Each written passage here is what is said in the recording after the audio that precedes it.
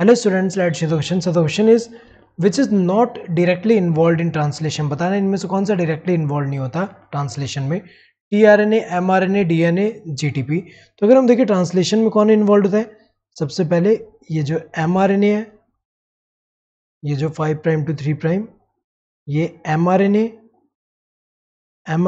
जिसमें कोडोन्स होंगे और उसके कॉरेस्पॉन्ड में, जैसे कि यहाँ कोडोन है, उसके कॉरेस्पॉन्ड में हमें पता है कि यहाँ पे टीआरएनए वो इसके रेस्पेक्ट में जो एमिनो एसिड है वो लेके आएगा.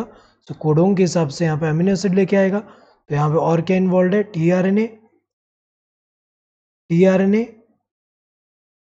एंड यहाँ पे अगर हम देखें तो जो राइबोसोम होगा, यहाँ पे अगर हम देखें स्मॉलर सब यूनिट एंड लार्जर सब यूनिट, तो यहाँ पे राइबोसोम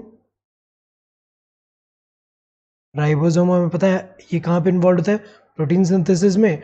और राइबोसोम में क्या होगा, आरआरएनए होगा, इसके अंदर आरआरएनए होगा. इनमें से अगर हम देखें तो जैसे कि प्रोकैरियोट्स में अगर हम देखें तो जो लार्जेस्ट सब यूनिट है उसमें 23S आरआरएनए जो होता है वो कैटालिटिक एक्शन भी शो करता है, वो पेप्टाइड बॉन्ड जो फॉर्मेशन उसमें हेल्प करता है. तो अगर हम देखें यहाँ पे तो ये भी है एंड यहाँ पे जीटीपी भी रिक्वायर्ड होता है. और जीटीपी का रिक्वायरमेंट क्यों होता है, जीटीपी एक तो इसके ये जो एमिनो एसिड चार्ज वाला जो टीआरएनए आ रहा है इसको यहाँ बाइंडिंग में हेल्प कर रहा है. और दूसरा अगर हम देखें यहाँ पे जो राइबोसोम है उसके ट्रांसलोकेशन में हेल्प कर रहा है, उसके मूवमेंट में. तो अगर हम देखें यहाँ पे तो इनमें से कौन सा डायरेक्टली इन्वॉल्व नहीं होता, तो डीएनए जो है ये यहाँ पे कहीं डायरेक्टली इन्वॉल्व नहीं होता.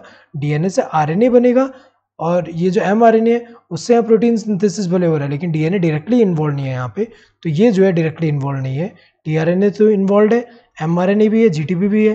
Correct answer would be this third one, that is DNA. Hope you understood the question. Thank you and all the best.